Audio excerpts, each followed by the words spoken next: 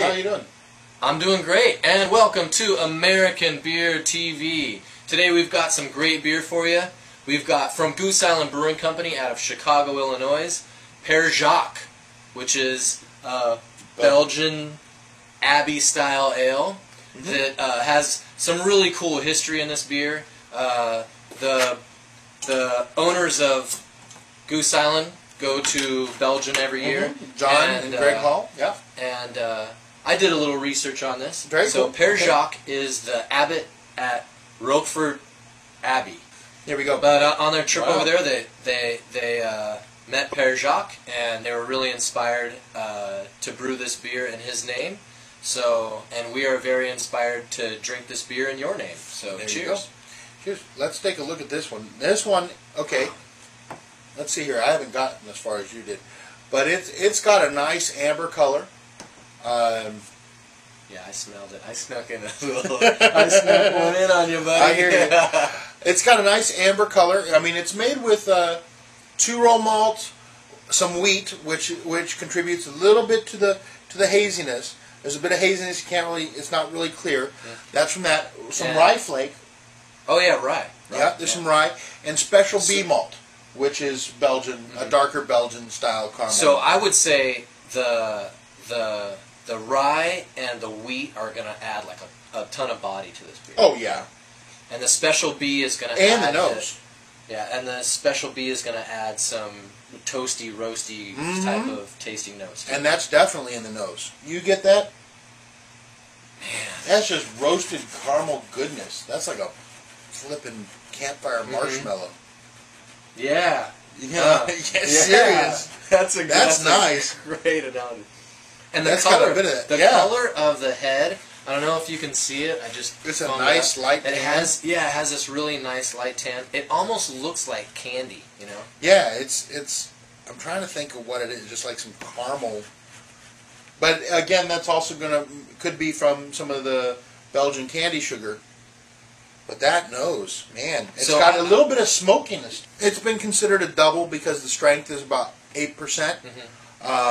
So, which is It has this really beautiful, almost ruby red. Yeah, I was you gonna know. say this really beautiful red tint to it. Yeah, and that nose, there's that smokiness to it, like it's just a touch of campfire. It's nice. Like just a little bit. Ready to try cheers, it? yeah. Cheers. Let's go for it.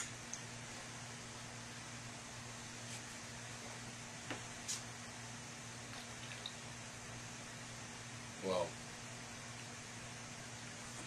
Wow. A little warming alcohol. Very Just a yeah. little bit. You're definitely picking up some of the alcohol in that. It's not. I mean, Not overpowering, but I get it.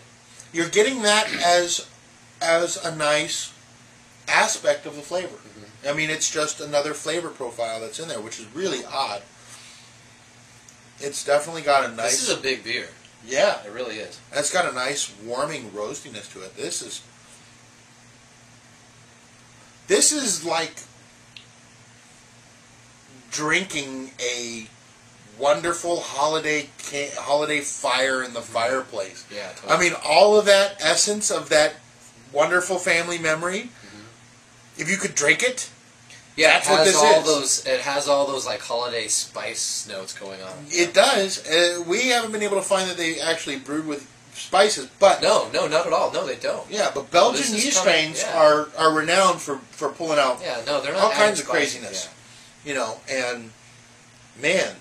And no wood like on this beer, right? No, just gingerbread, little Like fruit cake, gingerbread,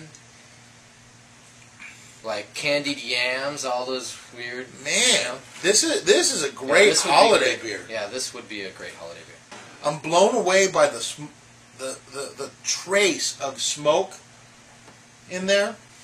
Right. So yeah, I think the rye adds a totally Yeah. other dimension to this beer. It does. Yeah. Compared to some of the other ones we've had from Goose Island. This, I mean, honestly, every one that we've tried from Goose Island has been remarkably different in character. Yeah, And totally phenomenal beers. yeah. This is pretty amazing. And this one with most of the Goose Island Belgian styles, they're designed to be naturally fermented with yeast in the bottle. Mm-hmm. They can go for about 5 years. This one we're opening up pretty early. This one was bottled on February 26, 2010.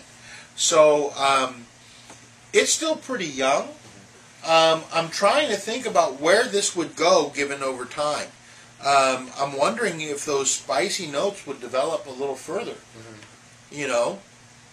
Yeah, some of the malt I think would move around a little bit. Yeah. There's not a lot of hop characteristics in this beer. They're using Saz hops. Saz hops are pretty spicy. Saz hops are typically used in pilsners. Mm-hmm. So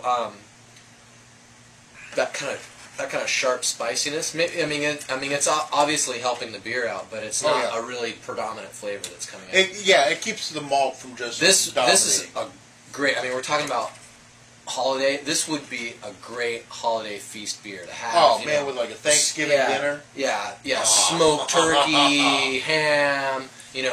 Candied yam. All of those big bold flavors for the holiday meal. This would nail it for sure. Completely. I think I recall in some of the research they were talking about using this on pair with a port. I don't know if the alcohol holds up to it, but it's definitely a fantastic.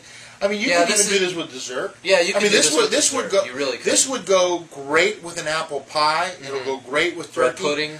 Oh man, yeah, they're making me hungry just thinking about it. I know. I'm sorry, but but you know what? I've had a lot of holiday beers, and a lot of holiday beers they come at you with all the spices and the spruce. Yeah, they almost go overboard. Yeah, and this is these really subtle. It's not. I don't want to say subtle because it's very clearly that this just is like all the warmth of the holidays, but it's not being obnoxious about it. You know. There you go. I mean, it's really saying, hey, well, if you want us over for the holidays, that's cool. If you want us over for the 4th of July, yeah, we're cool with that too. Mm-hmm. But you know that they work better around the holidays. Yeah, this is definitely a beer to impress your friends. Because, serious. I guarantee you nobody's had a beer like this. So. Yeah. You get someone who's like, oh, I'm a wine drinker. This is about as complex as any wine as I've come across. Yeah, and I think that's kind of Goose Island's thing. That I think, being from Chicago, Chicago's totally a foodie town. Oh yeah. They have some big wigs in Chicago that have been around the block. They've tasted the best wines. They've tasted the best food. They've got great chefs. They've got it all. They've got Oprah. So they need to make beers that can stand up. Yeah. So they're doing it for sure. They're nailing it. Oh man, Chicago, you guys got Lou Malnati and Goose Island? Come on, that's not fair. Oh man, that's not fair. That's okay. We got Kenny. And we're in La Mirada. Yeah. He's making some killer stuff. Oh man. Well, great beer, man. Definitely. Fantastic. Cheers. Thanks so much for sharing it with me. Get out there and drink some craft beer. Have a good one.